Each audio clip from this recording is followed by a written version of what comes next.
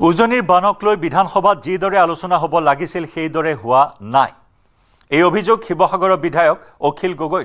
ৰাইজৰ বিপদৰ সময়ত বিধানসভাত কথা ক'ব নোৱাৰো বুলি খুব উজাৰি অখিল গগৈয়ে ক'লে, মোৰ বিধায়ক পদ বাতিল কৰক। বিধানসভা অধিৱেশন দুদিনলৈ বন্ধ কৰি বন্যাতৰ কাষলৈ যাব লাগে বুলি মন্তব্য বিধায়ক অখিল গগৈ।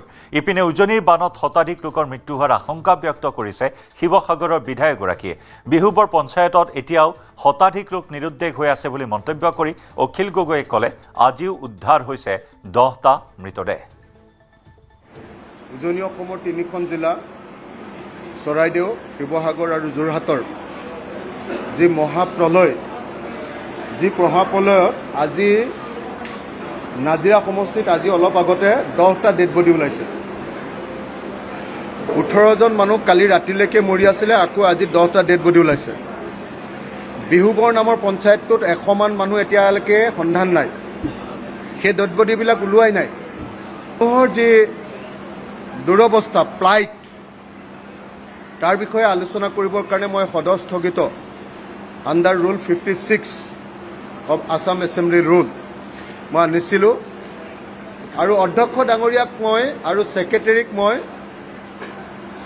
হাতযোৰ কৰি বিধানসভা আৰম্ভ হোৱাৰ সময়তে অনুৰোধ কৰিছিলোঁ যে মোক আজি বিষয়টো উত্থাপন কৰিবলৈ দিব।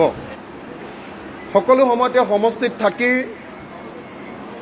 সকলো সময়তে সমষ্টিৰ মানুহৰ দুদৰ্শাৰ লগত একেলগতে উঠি বহি শুই পানীৰ মাজত থাকি ৰাতি আহিছিলোঁ যে বিধানসভাত যদি কথাটো ভালকৈ উত্থাপন নকৰোঁ তেতিয়াহ'লে প্ৰকৃত অৰ্থত এই সমস্যাটোৰ কেতিয়াও সমাধান নহ'ব।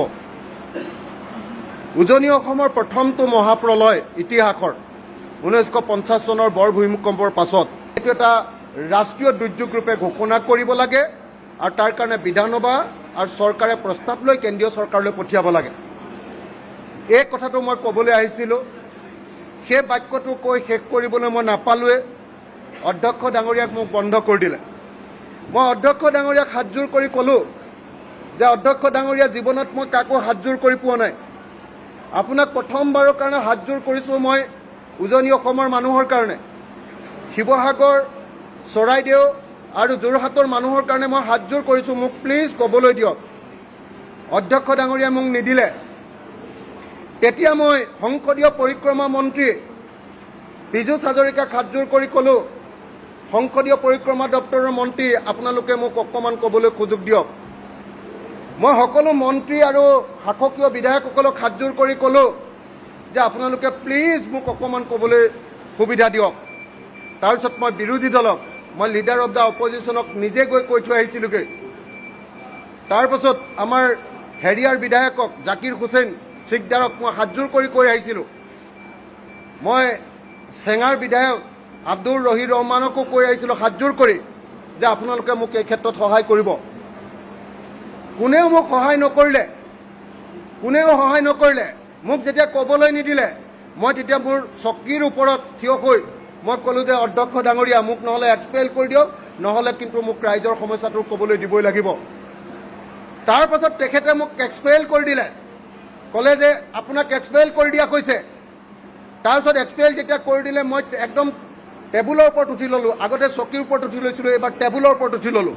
মই ক'লোঁ যে মোক জীৱনৰ কাৰণে বিধায়ক পদৰ পৰা খেদি দিয়ক, গোটেই জীৱনৰ কাৰণে বিধায়ক পদৰ পৰা খেদি দিয়ক। কিন্তু এই মহা দুৰ্যোগৰ সময়ত যদি এই বিধানসভাত আলোচনা কৰিব নোৱাৰোঁ তেতিয়াহ'লে মই বিধায়ক হৈ থাকি একো লাভ নাই।